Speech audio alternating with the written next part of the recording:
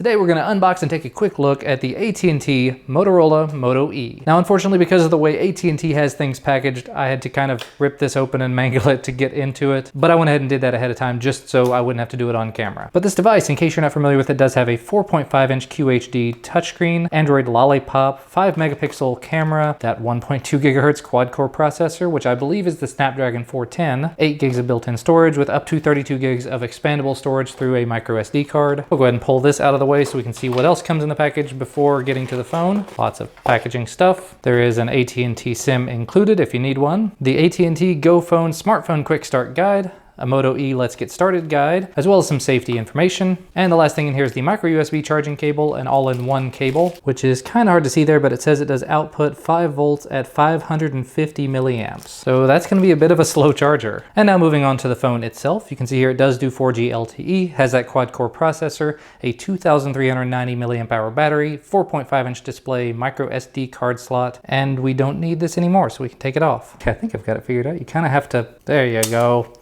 Just have to get it lifted up a little bit, but wow. So here's the device. You have your front-facing camera up here, front-facing speaker, definitely a big fan of that. On the right-hand side, you have your power button and your volume rocker. On the bottom, you have your micro USB charging port. On the left-hand side, there's nothing. On the top, right in the middle is a 3.5mm headphone jack. And it looks like it's got a little thumb notch here so that you can pull off the back. Okay, my mistake. The back does not pull off, the outside comes off. So right here on the side is where you put in the SIM card and the micro SD card. Interestingly enough, in the other side, there was a little piece of paper that says the model number and FCC ID.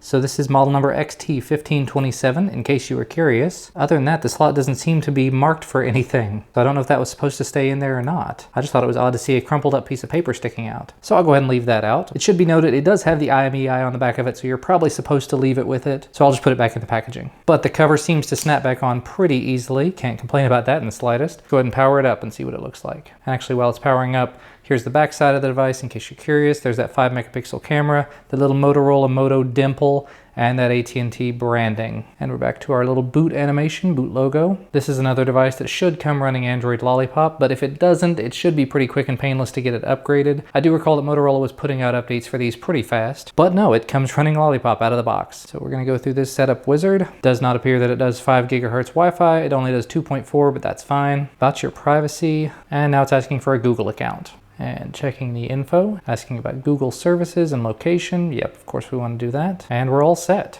Moto E is ready to use. Good to go. It's talking about your wallpapers and widgets, and it just disappeared without me being able to click on it. We'll go ahead and turn up the brightness all the way so you can see it a little better. Interestingly enough, there's nothing in this little area here. I would expect there to be a camera icon or a messages icon or something. I'm guessing that it has pulled this from another device or something. Maybe it's pulled the customizations to the launcher from somewhere else. But it does say system update. Let's go ahead and see what it is before it does it, and then we'll do the update. So it says Android version 5.0.2, hardware version XT1527, and we'll do the system updates. And there you go, there's our system update. New version is 23.16.5 E in US.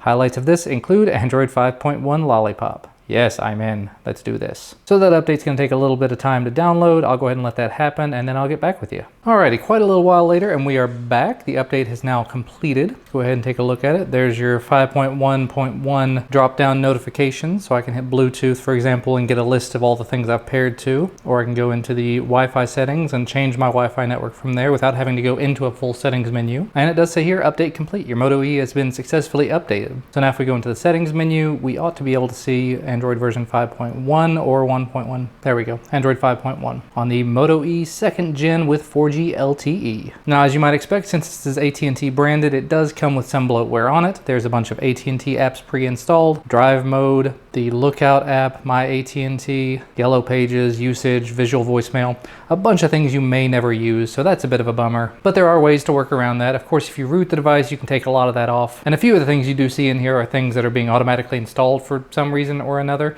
I didn't actually tell it to install any apps. I didn't tell it to restore anything, but it appears to be just installing apps. And as I mentioned earlier, it did kind of copy my normal layout. So it's got my calendar information as well as my sort of a normal home screen setup. And one thing I did immediately notice, since this is a Motorola device, it does have some of those same Motorola features we've come to expect out of things like the Moto X and the Droid Turbo, where if you do this, it does do that little buzzer, and then the camera opens. And there it says, tap anywhere to take a photo, drag up and down to zoom, twist your wrist twice to quickly open. So there you go, this is your camera. and it was very quick and easy to get into, so I'm a huge fan of that. But you know what? That's going to be about all for me for today with the Moto E. I'm going to be doing some more testing with this, so if you have anything you'd like to know about it, let me know down in the comment section below. Thanks so much for watching. Make sure to leave a thumbs up down below this video if you like this video, and subscribe to receive more videos when they become available, and I will see you again next time.